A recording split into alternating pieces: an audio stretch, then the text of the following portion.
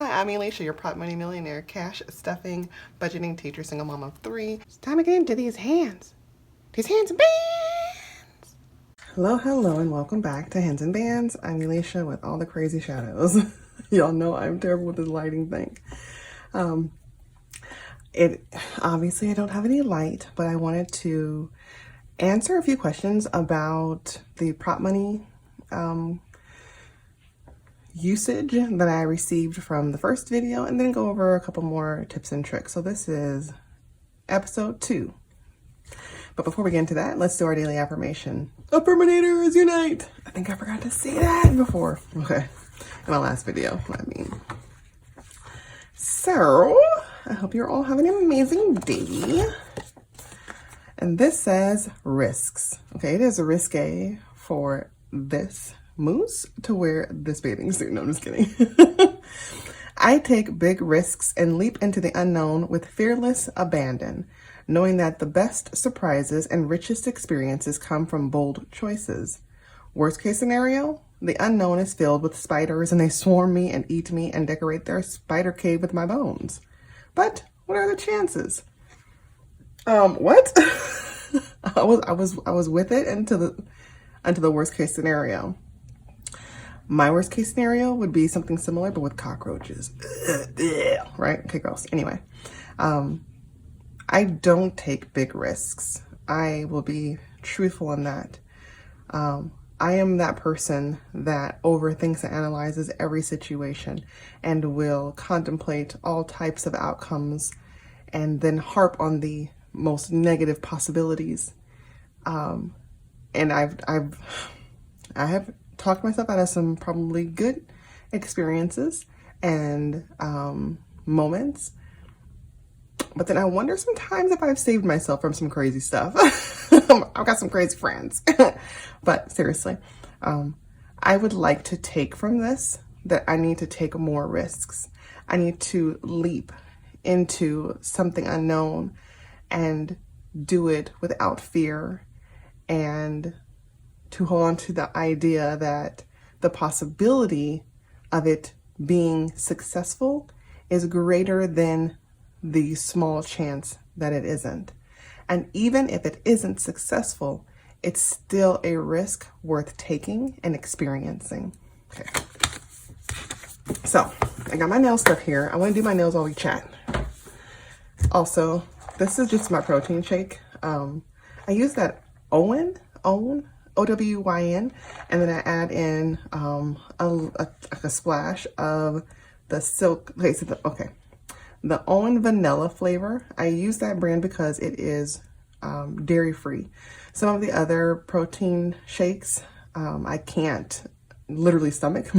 My stomach don't like it because there's still a milk protein in there, and that really just doesn't, my body don't like it. So this one's great. I don't have any issues with my stomach with that. And then I use a splash of silk creamer, the caramel flavor, just to give it, because sometimes it's, you know how protein shakes can be. It's not always the most delicious, but I swear that splash makes all the difference. And then I like to thin it out just a little bit with some plain, like unsweetened black tea. Like literally just like if this is, let's see. So if I fill it this much with the protein shake, like this much is creamer, and then to the top with the tea, just to thin it out so it's not so thick. And that's what I'm drinking. So you're welcome. Okay, so I have a tutorial, like step-by-step of what I do to get these nails ready. I'm just gonna do it. I'm not gonna actually walk you through what I'm doing this time. I can link the video if I remember somewhere, and so you can check that one out if you actually want like details about what I'm doing. Otherwise, I'm just gonna be doing my nails while I'm chatting with you about the prop milling stuff. So this is again episode 2, and I will link episode 1 somewhere as well so that you can go back and see that if you haven't done so. I was very shocked by the response from that video. I really thought it was one of those things that like no one would want to hear. And there probably were people who were like, oh, I don't want to hear this. And that's absolutely perfectly fine. But if I can help, yeah, these are dirty. If I can just help one person understand or get some clarity or whatever. If I can just help at least one person, I know I've done my due diligence and it's worth it. And I feel like I helped more than one, so yay. Okay, so just kind of picking up with some, I guess, some questions people had.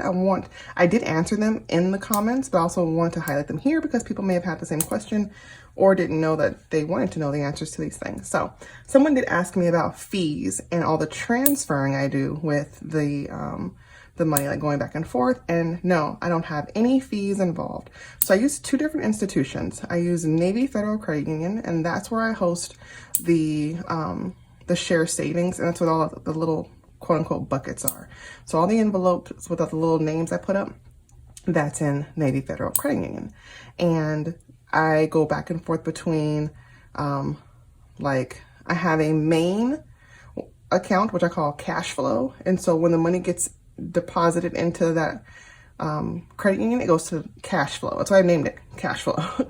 And then from there, it can be filtered out into the different categories. And doing that does not cost me anything at all. I don't know if there's a limit. I don't think there is. I wasn't told there was one. I haven't seen there's a limit to how many I can have. There might be some arbitrary, like, random fine print somewhere, but so far, I got a lot and I don't have any issues. And then as far as USAA, there's also not a fee, but okay, there's a reason why I didn't do the share savings there, because when they don't allow it and they do have like, I don't know if it was a fee or if they had a minimum for each account, but with USAA, at least that's how it was when I started, like, I had this marker earlier. It's a marker or what that is. Okay. The way it worked was, let me get rid of these into the garbage. Goodbye. The way it worked was you could have a savings account, but if you pulled money from that savings account more than X many times per quarter, it would change it to a checking account. And obviously I'm pulling way more than than that amount per quarter, whatever it was, 4 or 5, whatever it was. I'm doing way more than that. So I was like, yeah, no. So what I do is at the USAA, that's where my direct deposit comes into one account. That one does not have a debit card attached to it. And then the other checking account is where I have my debit card and I keep minimal amounts, or if I have bills to pay, I transfer it to that and then it goes out into the bills or whatever. And then home purchase and emergency, those two are housed there. And I did that because I did not want to be tempted to pull from them. I knew that if I was pulling from those two, it would be an emergency or a true situation, because after so many, it's going to change my account type. And there's different rates and things for that. So I wanted to make sure that just kind of give myself a little like, hey, this is going to stop me from just randomly going into these accounts. So I'll leave them here. I labeled them. I can label them, so they're labeled, but they are not in the Navy Federal. Those two stay in the USAA one, and that's why. And then I also have a third checking account where all of the cash flow money stays. And someone did ask this as well. They wanted clarity on why I had that third one. And that's because those little tiny envelopes that I pull from on a weekly basis, I didn't want to, one, separate, and then two, have to go through all the time transfer. Those are the ones I'm into all the time. So that includes like gas, food, home, family, allowance. I think that's it. So all those stay in one. So when I do my budget and I pull money from my account that houses my main money, right, my big money, or I'm a month ahead, once I do my budget, I lay it out and I say, this is how much I need for bills, and this is how much I have left. And from this amount I have left, I look at how much I need for those cash flow items, the gas, food, family, home, and investing and allowance. And those items are mandatory for me, okay? So I determine how much I need per week for each one of those, and I have a total amount, okay? Maybe it's Okay, for the month, I'm going to need a good $1,500 to cover these things, whatever it is. So then from that leftover money after bills, I subtract the $1,500 and put it into that checking account. It's done. So when I'm doing my weekly cash stuffing, I'm not transferring that money over. It's done one time. I know it's there. I know how much is there. And then my trackers help me just maintain what I need to out of there. And then what's ever left after I gave myself bill money and like living expense money, that's my weekly savings challenge money. So then maybe I have, okay, now I have another $1,500 left. What am I doing with that? I'm dividing it by however many weeks there are. And then I stuff that weekly. I leave it in my main account until it's time to do whatever I'm doing, because who knows where it's going to go. So then when I show you guys my Friday videos and I get my money out, I'm doing Etsy and I'm doing that extra money I have set aside for savings challenges. And then I move it to where it belongs. Hope that helps. And then I think that was all about the questions. Okay, so then some just information, tips and tricks, I guess. One is, why use prop money? Well, I don't know if I said this or not. The other one, you can't replace cash, right? And it's not necessarily just someone breaking in. And I've said this multiple times on my channel. Black and Blue, if you don't know or follow her, I'm sure everyone does, is a sheriff. And she's talked about many times in her videos about houses catching on fire and how fast things burn. And a reminder that everything burns, even your fire resistant safe, it's going to burn after a certain amount of heat or time exposed to heat. And between them getting there and making the calls and the fire department coming and all of that, that's that time that you're hoping that those documents or that money or whatever you have inside of your safe is going to be protected. And hopefully, if all is right and they're able to get there quickly and to put the fire, your stuff is okay. That's not a guarantee because stuff burns fast, okay? The fireproof document bag or fire resistant document bag that I picked up from Amazon, and I'll link that as well. I should be writing this down, but I'll link that as well. I will.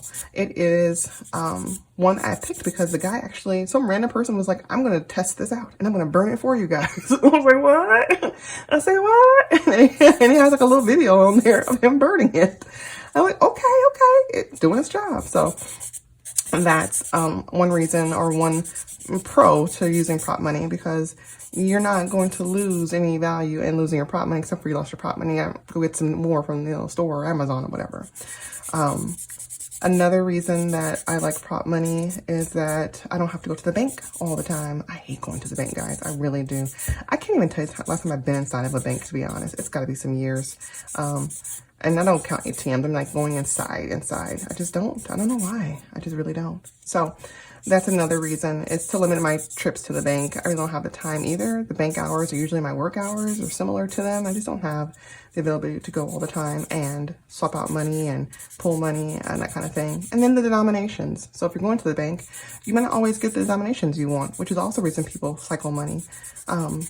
Cycle money means they kind of use what they already have at the house and then pay back what they need to from their checking account, and then just use what they have at home again, as if they pulled it out. It's nothing bad, it's just an easier way to avoid having to go to the bank and giving out the bills. So that's another reason. And I always have the right denominations. I always have what I need. Another comment someone said, they said, well, with using prop money, you always have the right denominations. And I was like, absolutely. But that brought up something else I thought about. When I do my cash stuffing, I don't know if you've noticed, but I already have the money literally pulled out and the correct denominations ready. And I've seen other people do it different ways. I see some that will just pull from a stack as they're doing it and use that. And that's, hey, perfectly fine. Do what you do. The reason I don't is I've made mistakes that way, where I might grab too many 20s because that money sticks together even with sort quick. Or I'm talking like I am now and I just miscount or something. So the reason I pull it out first is so I have the right amount. So if you're someone who's going to use prop money full time, 100%, I would advise you do it that way, especially in the beginning, as you're really like documenting and doing step by step and counting that money. So say you needed 500 to stuff, right? And different bills and things. do a cash breakdown little card and figure out what you need, and then pull those denominations out of your little prop money bank, and then count it, and then count it again, just to be sure you have exactly what you need. And that way there's no wondering, why do I have this $10 left over, that kind of thing, which I've done too, even after counting multiple times. And it's me forgetting this stuff, usually investments, because it's in a different freaking binder. All right, so that's just my advice, is to pull the denominations out if you're going to use it, so that you don't have those issues, at least until you get really savvy with it and you're, and to also pick like a time you're going to do your transferings. So I would have a set day and time. I may have mentioned this already, but just a reminder, like me, I do it every 2 weeks. I sit down and I do it, because if you don't and you get behind, especially with prop money, it can start to get confusing. Why is this money still in here? Why haven't I pulled this out? And I've done that too. So I really try to stick to my regimen of every 2 weeks when I do my video, after the video is over and I edit and I upload and all that, then I actually do those things. I go back in and I pull the money out from doing a check-in. I update the trackers. I take the prop money cash out. I go into my account and I transfer the money and pay off my credit card. And then I even have a system where I'm highlighting and check marking. Everything means something different. A dot on my book usually means I've updated the tracker. A check mark means I've transferred the money. And a highlight means I've paid off the credit card for that amount. And that's something I do. So again, consistency. I don't have to wonder when I go back to a different week, oh, what did I do here? What do these markings mean? They always mean the same thing. So my brain can see, oh, I never highlighted this. I never paid this off, that kind of thing. Okay. Let's break this alcohol. Okay, so what now? So you've got all this prop money. Let me spread this out here for a second. Okay. Let me size these nails before I keep yapping, because I'm going to forget what I'm doing. I might speed this part up so that you don't have to sit through this. And then again, I might not. Okay, now that I've sorted those nails out, jeez Louise, I can glue them on. Okay, so we've talked about why using prop money can be beneficial. You've got safety, and you're not losing your money. Also, interest. I know some people are like, well, it's not that much, but it adds up. Especially if you're able to put something, like if you have, for instance, my kids' 10K accounts, where I'm saving $10,000 to give them by the time they graduate college. Those accounts are like what they call it, money markets, and so they have interest that they're gaining. And so if I just had that money like at home or just in a regular savings, they wouldn't get as much. That's why sometimes when I go in and I actually transfer the money, 4, 6, 8, there's a little bit more on the account end because of the interest. And so you can be gaining interest, obviously safety, and then it's saving you time if you're going to the bank or don't have the time to go to the bank type of thing. And then another thing is, and I know this is I've seen some people do some cool things with their money as far as washing it and things, but we know money is dirty. And so then that saves you on having to worry about like money and the cleanliness of it and that kind of thing. It's my prop money. It's clean, doesn't go anywhere, doesn't get transferred around. And so that's another benefit, I guess. I guess we can call that a benefit. I know that some people worry about like just being confused with it. And so again, my suggestion, and I know I harped on it a lot the last video, but it's really to track everything, and not just because of spending and saving and all that, but also because you're going to want to figure out where your money went. So if I'm writing everything down in a ledger and I have the trackers in my envelopes, and I have the prop money there as well, it's easier for me to figure out if something didn't add up right somewhere, like, oh, why there's a mistake. And the prop money, if you're using it, I feel like sometimes it's easier to make those mistakes. So just be mindful of that. And I would just really, really, really track everything if you're going to use prop money. And It's not for everybody, and that's okay. I think that what I really like about our community is that there's so many different styles of budgeting, so many tips and techniques, and that we share them, that you can piece and pull what works for you and make something that works for you. And if you try something and it doesn't work for you, do not be afraid to actually change that up. That, I think, is the hardest part. People get stuck on, well, it didn't work. I tried what you guys are doing. So I'm just going to be out, you know. No, don't give up. Try a different route. Try using, you know, cash for certain envelopes. Maybe your like food, gas, and whatnot are going to be cash, and you're going to use prop money for your sinking funds. I've seen that. I've seen people keep cash, like Erica again. She keeps cash until a certain point, and then she transfers it out once it gets to like bigger dollars and puts it in the bank. See, a lot of people do that, and that's why you have the slips, like these 1K slips and the 100 slips. And what they mean is, I have this amount, it's in the bank, it represents in my envelope what should be here as far as in terms of totals. So it's another option. You know what's funny is I bought another one of these glues because I love them. I got it on accident. This is gonna be a side note. I got it on accident. It was like you know when you order your groceries and things, like my Walmart pickup, and they didn't have the glue I wanted, so they gave me a substitution that I didn't ask for, but I loved it. And so I ordered one on Amazon, and I freaking put it somewhere and haven't been able to find it. Yeah, I'm that mom. I'm always putting something away. I'm always storing something, and then I'm like, where did I put it? And I have no idea. I just knew it was going to turn up at some point, and it hasn't. So I'm to the point where I might have to order another one, and then whenever it does pull up or, you know, turn up, it'll be fine because I'll need it. But like, where is it? And wherever it is, it's just sitting there. It's just sitting there crying out to me. I'm here. I'm here. I'll find it like a year later. Oh my gosh.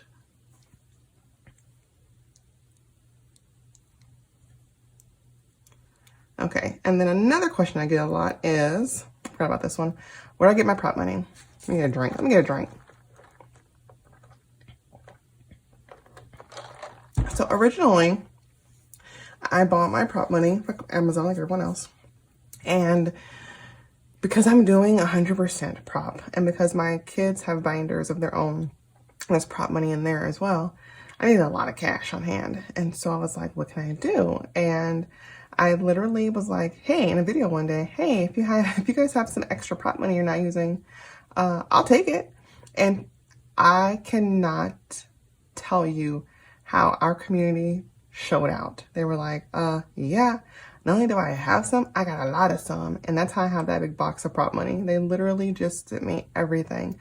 Random people that I didn't even know watched me that were like, in my eyes, big names. Intentional living. Like, she sent me some prop money. Thank you, Kristen, again and again. I mean, like, literally, it was amazing. I had so many, and I thank you so much. And so that's why I have like such a mix too, because prop money comes in a lot of different varieties, and it really doesn't matter what you use as long as you're, you know, happy with it.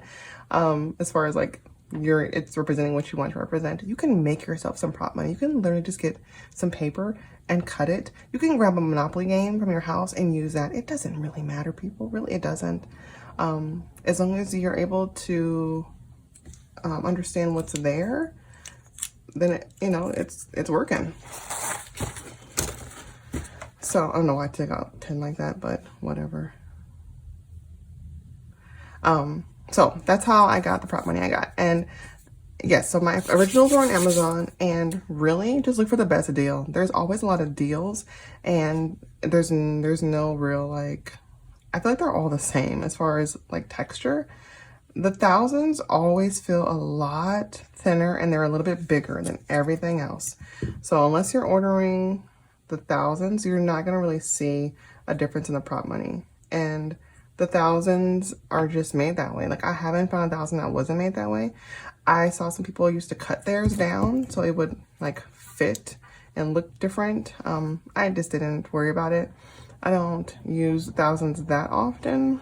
Where I needed to have, I ain't that rich, where I needed to do anything special with them. But yeah, otherwise they're all basically the same. And you can also, just like I said, cut out, you can print out some things and make it designed if you want, like, you know, just print out some pictures and, you know, put your name on it if you want, whatever. And that doesn't necessarily, these tips aren't just for people who are using prop money 100%. If you are using prop money, like I was saying, to represent things you've put into the bank, so you had 200 or 300 and you want to put, you know, I want to put the 300 in the bank, but then I want to keep saving in this envelope, then you can put that slip, you can make yourself a slip, you can buy some prop money, and that sticks into your envelope, and you know, okay, I also have this in the bank. Just remember, if you ever pull the money out of the bank, you pull it out of that envelope too, and you mark it, so you're not looking like, why do I have this 300 here? It's not adding up in my account. Those are the reasons why. And that's why that tracking is so important, because then you can go back and look in dates and see what you pulled out, and oh, where's that money I pulled out for the trip? I didn't write it down. That's why this 300 prop money is in here. Take it out, okay? Gosh, I just feel like, really, I really don't know if I'm covering all the bases. I hope I am. I hope I've given you information that you can actually use. I don't know. I don't know what you need to know. I do think that it's important to try things out. If you want to give it a try, you can, just like I said, you can try with a couple of envelopes. You don't have to do all of everything. And then, oh, I know, I have some more questions about my credit card. So the reason why I use the credit card is because I get cash rewards for my credit card. So once I put the money in the envelopes and I split the money in my accounts, and so the prop money's in my envelopes, I've transferred the money into the different accounts. Now I'm out in the world, right? I'm out in the world and I'm buying stuff. I'm swiping my card. I use one card for everything. I'm swiping my card, I'm buying stuff, whatever. Once I go to do my check-in and I'm paying off my card, I make sure that I transfer all that money to whatever account that pays my card off, right? But my credit card that I'm using, because I use it for so many purchases and some big purchases, it's really beneficial for me to use one that has cash rewards. There are a lot of different cards that have different benefits. If you're someone who flies a lot, maybe you're gonna get one of those ones that has miles, okay? Like you can use it for flight miles or whatever. And I'm sure there's other ones that do other things, and I just can't think on top of my head what they are, but look at whatever the benefits are, and that would help you figure out which card you want to use. Even your own card, sometimes there's deals and incentives that you don't know exist. Some have like, oh, cash back for gas, or some have, you know, different points and things and different systems for different purchases. But I use one that gives me cash rewards on all purchases. And that way I'm able to save my cash rewards. And this year I'm saving every cash reward and just storing it into an account for my Christmas budget. And that's why I use my credit card for everything. So one, I can track one location. If I need to, sometimes I don't get a receipt or forgot to mark something, I go into my credit card, I can just scroll and see, oh, I forgot to put down that we had Chipotle that day. So I write it in, you know. And then I can also go back and check when I have refunds. One spot. This is what's going on. Is it there? Good. I know I returned something. I mark it, make sure I see my money come back to me. So that's another benefit of using your credit card. Now, that comes with a warning. If you're someone who's not really responsible with your cards, maybe you're not as responsible as you would like to be, then maybe you use something that has a limit. Maybe you're using your debit card that you know you're only going to be able to swipe the cash that's in there, right? That's how you have to work yours, and that's fine. Do what works for you. So I'm not saying everyone needs to use a credit card. That's the way to go. That works for me. I've always been cashless. I've always had credit cards. I've been very responsible with mine from a young age. I've got cards since I was 18. I have very high limits, but I don't use them like that. They're not maxed out. Literally what you see on those 2 weeks is what I have on my credit card, and I pay it off every 2 weeks.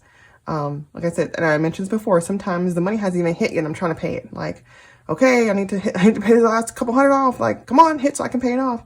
So I like to keep it very low. I like to make sure there's nothing more than 1,000, like on a rotating basis. Like, so if it's going from week to week and I don't want it to be like, oh, I'm at 3,000. I didn't pay off last week. That's too much for me. I don't want that much on there. I want to make sure it's always getting paid off so I don't get behind. And then I don't look like I'm using a lot more. Again, I have other credit cards for super emergencies, which thank God I haven't had to use, but they are there. So I do use one card for all purchases to get the cash rewards. I think that's it, guys. I asked for you if you had questions and you did come through, and so I hope I answered them in the comments, and I hope you got some clarity in here in this little chatty chat, little chat. So also, oh, I know, last one. If you can't have a bunch of the share savings, if you aren't able to get the buckets, what can you do? You can still use one or two accounts to separate everything. I mentioned it a little bit before, but I would suggest having one main account where your direct deposit goes into, maybe your bills come out of that. So there's nothing else going out of here like for purchases. This is just bills and direct deposit. And then your other account is where you house your sinking funds and your like cash envelopes, things that you're going to be using often and paying. There you go. That one goes into there and you have those two. And those might be two checking accounts. And then the savings account, if you can have a savings account for your long-term savings and emergency funds, things you don't need to touch, but you do want to house separately from those three. So again, I would say 3 accounts. Really, that's realistic for my head, my brain. You can do it all in one. You really can. My brain, I need at least 3. One for direct deposit of like my actual bill money, my paychecks go in one. The other is for my ins and outs, my food, my smaller sinking funds that I know I use, things that I pay for on a maybe weekly or monthly basis. And then the third one for long-term savings or long-term plans I don't need to access. There you go. And there you have it. Okay. Again, if you have more questions, please let me know. I really want to make sure I'm covering everything. I think we might have 2 episodes and and I got nails again. Thank you for listening. Thank you for watching with me. Friday's video, I've got some new stuff. I cannot wait to show you. And don't forget, this Friday is the last day to order the mystery kit because it closes that Friday at midnight that night. And then the 31st are all going to get shipped out. All right. Have a great day. Thank you so much. Take the risk. Okay, bye. Boom.